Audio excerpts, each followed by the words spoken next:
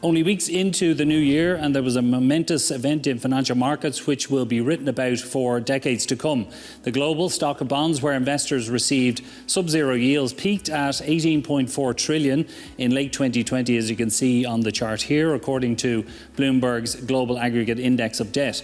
Now, that will most likely be seen as the peak of the bubble, at least in this cycle. That pile of negative yielding debt vanished in the first week of January. For now, at least, every global government bond in the world has a flat to positive yield.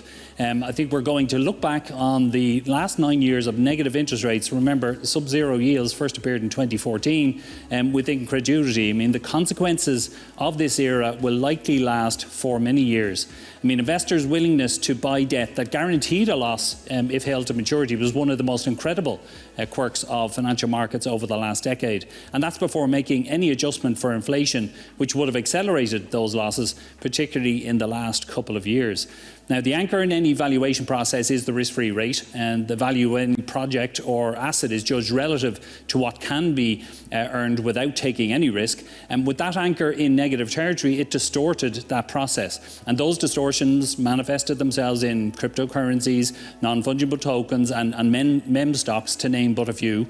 But it also impacted mainstream assets. So stock markets, having declined 15 to 20% in 2022, more in some cases, have seen valuation multiples drop by even more, as earnings have so far at least held up well.